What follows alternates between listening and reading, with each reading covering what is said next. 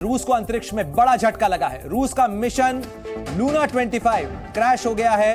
रूस का यह मिशन चंद्रमा के लिए रवाना हुआ था। चंद्रमा के उसी दक्षिणी ध्रुव पर इसे भी लैंड करना था और भारत के चंद्रयान 3 से पहले इसके लैंडिंग की अपेक्षा की जा रही थी, इसकी उम्मीद की जा रही थी, लेकिन चंद घंटों पहले तकनीकी खामी का यह शिकार हुआ। उस वक्त तकनीकी खामी का यह शिकार हुआ जब इसका ऑर्बिट बदला जा रहा था, यानी प्री लैंडिंग ऑर्बिट में प्रवेश से पहले तकनीकी खामी का शिकार हुआ रूस का लूना 25 मिशन। और ऑर्बिट चेंज की इसी प्रक्रिया में कामयाब न रहने के बाद यह लूना 25 मिशन चंद्रमा पर गिर गया है, चंद्रमा पर यह क्रैश हुआ है। और इसके साथ ही रूस की स्पेस एजेंसी रोसकॉस्मोस ने इस बात की पुष्टि कर दी है कि अब लूना 25 खत्म हो चुका है। तो इस समय की बड़ी खबर आपको बता रहे हैं, रूस का लूना 25 मिशन नाकामयाब रहा, फेल हो गया है और यह मिशन अब क्रैश हो चुका है। 21 अगस्त को इसकी लैंडिंग होनी थी, लेकिन लैंडिंग से पहले जब इसे प्री लैंडिंग फेज में लाया जाना था, प्री लैंडिंग ऑर्बिट में इसे दाखिल कराने की कोशिश की जा रही थी, उस दौरान तकनीकी खामी का शिकार हुआ लूना 25 मिशन। और उसके बाद यह लूना 25 मिशन जो रूस का था वो क्रैश हो चुका है, यानी अब ये लूना 25 मिशन नाकामयाब हो चुका है, इसे किसी भी तरीके से लौटाया नहीं जा सकता है।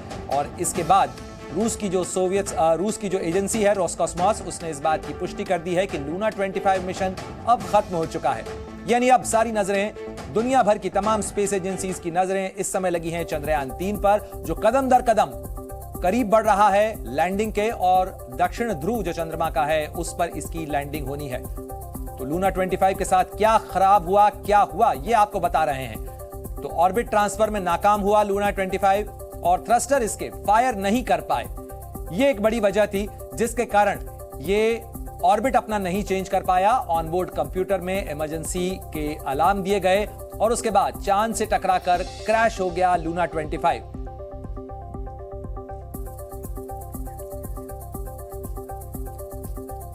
और इस खबर पर ज्यादा जानकारी के लिए सीधे रुख करते हैं, हमारे साथ विनोद कुमार श्रीवास्तव जुड़ गए हैं, पूर्व इसरो वैज्ञानिक हैं।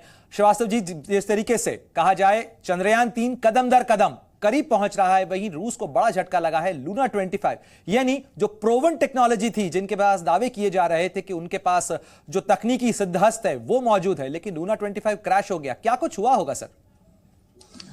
ये जब एक कक्षा से दूसरी कक्षा या कक्षा को कम करते हैं तो उसमें जो थ्रस्टर्स लगे हुए रहते हैं उनको फायर किया जाता है। तो ऐसा प्रारंभिक से ज्ञात हो रहा है कि उसकी स्पीड जो कम होनी चाहिए थी वो करीब 1.5 गुना ज्यादा थी, जिसके कारण से वो संभल नहीं पाया और वो मून की सतह में आके जाके टकरा गया। तो जो थ्रस्टर्स लगे रहते हैं जो कि पूरा स्पीड्स को कम करते हैं, ताकि जब वो मून की सतह से करीब 10-12 किलोमीटर ऊपर रहे तो सारी प्रक्रिया शुरू करके उसको लैंड कराते हैं। लेकिन यहाँ पे ऐसा प्रतीत हो रहा है, प्रारंभिक सूचनाएं मिल रही हैं कि उनसे जो उसकी स्पीड, जिस गति से ब्रेक लगाया गया था, वो ब्रेक लगाने की जो क्षमता थी उससे 1.5 गुना कम लगा, इसलिए वो काफी तेज स्पीड में था और वो संभल नहीं पाया। ऐसा प्रारंभिक की जो सूचनाएं दी थी रोसकॉस्मोस ने। विनोद जी, इस समय जाहिर तौर पर इस घटना के बाद, इस डेटा के सामने आने के बाद में जाहिर तौर पर इसरो के वैज्ञानिक जो कि मिशन कंट्रोल रूम है, मिशन ऑपरेशन कॉम्प्लेक्स है, वहां पर भी कुछ धड़कनें बढ़ी होंगी। ये ज्यादातर अंतरिक्ष में जो लोग काम करते हैं उनके जो डेटा वो सार्वजनिक नहीं करते हैं। ये डेटा अगर यूज करेंगे जब उनका जो अगला मिशन होगा लूना 26 या 26, उसमें शायद ये वहां पर जोड़ा जाए और उसको एनालाइज करेंगे। लेकिन ये सार्वजनिक, हम कोई भी संस्था जो है अंतरिक्ष में अपने डेटा को कभी भी साक्षात नहीं, सम्मिलित नहीं करती है। नहीं, लेकिन विनोद जी, मेरा सवाल इस चीज को लेकर था कि इस घटना के बाद, क्योंकि चंद्रयान 2 के अगर आप देखें 2019 में जिस तरीके से वो क्रैश हुआ था, आखिरी के 20 मिनट बहुत महत्वपूर्ण थे और उसी दौरान क्रैश की घटना हुई थी। अब लूना 25 के साथ भी ऐसा ही हुआ, प्री लैंडिंग ऑर्बिट में वो प्रवेश नहीं कर पाया और वो क्रैश हो गया। तो मैं ये जानना चाह रहा था कि क्या चंद्रयान 3 से जुड़ी हुई जो टीम है उसकी भी कुछ धड़कनें बढ़ी होंगी, क्योंकि हम अब लैंडिंग के काफी नजदीक पहुंच चुके हैं। जो हम चंद्रयान 3 में लैंडिंग करने जा रहे हैं उसके सारे प्रोग्राम, जो कुछ भी करना है वो सारा डिसाइड हो चुका है और सारे उसके सिग्नल्स और जितने भी उसको ऑन बोर्ड प्रोग्राम देने हैं वो सब उस पर लोड हो चुके हैं। इस घटना से हम कुछ उसमें बदलाव नहीं कर सकते हैं।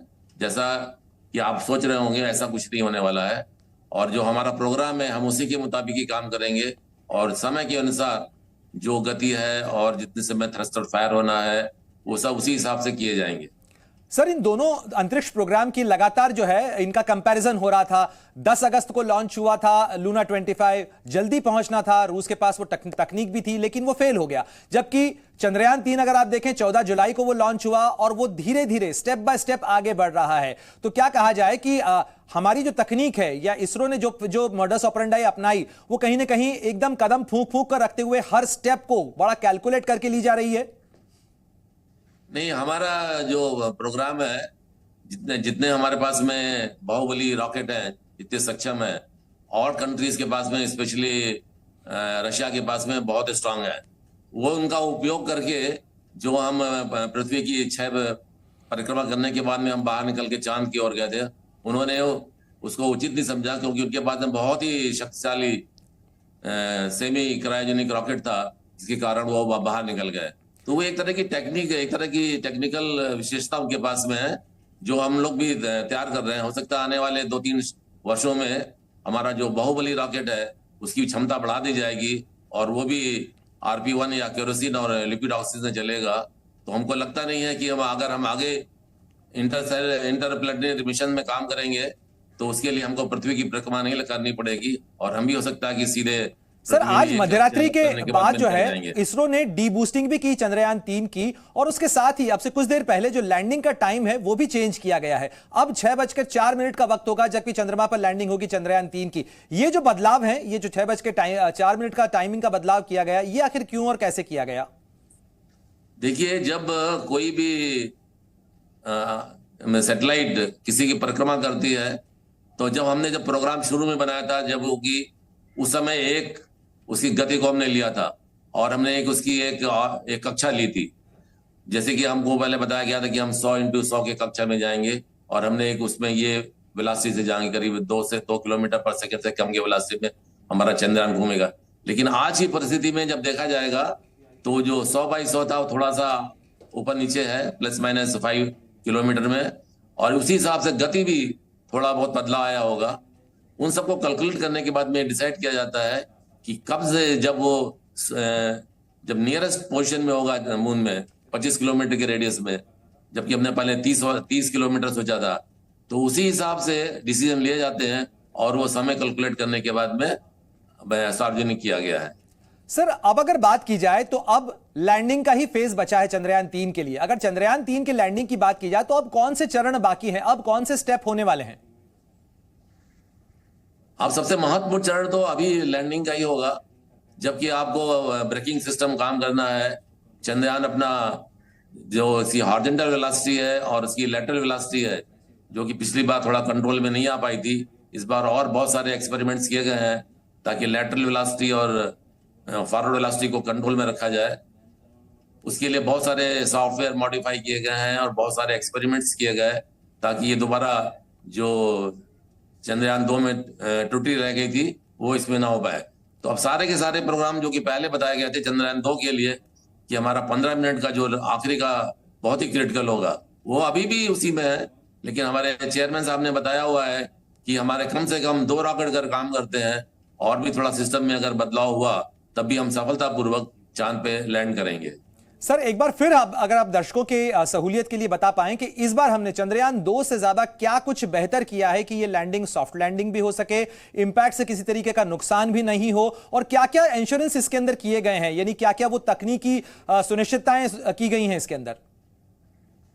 अब आप चंद्रयान 2 में जो जो कमियां रह गई थी जिसके कारण कि वो क्रैश लैंड कर गया था, हमने उसके सिमुलेशन के लिए चंद्रयान 3 में उसी के मुताबिक एक हार्डवेयर बनाया, जिसमें कि 4 रॉकेट को इंजन लगाए गए, और वही थ्रस्ट क्रिएट किया गया एक 80 मीटर ऊंचे क्रेन में लटका के, ये देखने के लिए कि उसकी फॉरवर्ड वेलोसिटी हवा में तो सर, अब क्या ये माना जाए कि लूना 25 के रेस से बाहर होने के बाद अब चंद्रयान 3 दुनिया के में दक्षिण जो चंद्रमा का ध्रुव है उसके लिहाज से सबसे महत्वपूर्ण मिशन हो गया है?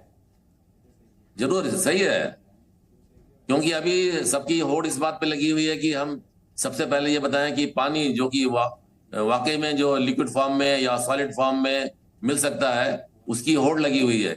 इसके पहले चंद्रयान ये नहीं बताया था कि हम जो जिन अवयवों से पानी बनता है, हाइड्रोक्सिल आयन और हाइड्रोजन, उन्होंने उसकी पुष्टि की थी। लेकिन अब ये धारणा बनाई गई है, क्योंकि चंद्रमा के इस पोल के ऊपर में बहुत सूर्य की किरण नहीं पड़ती है, तो हो सकता है अगर वहां पानी रहा हो तो वो जमकर एकदम बर्फ या बहुत ही सख्त बन गया हो। इसी की होड़ लगी हुई है आजकल। शुक्रिया हमसे बातचीत करने के लिए और ये तमाम जानकारियां जी न्यूज के दर्शकों से साझा करने के लिए। तो निश्चित रूप से दुनिया की नजरें अब लगी हैं चंद्रयान 3 पर, जो कि लैंडिंग के बेहद करीब पहुंच चुका है। और इसी दौरान रूस के लूना 25 मिशन को बड़ा झटका लगा है और वो क्रैश हो चुका है।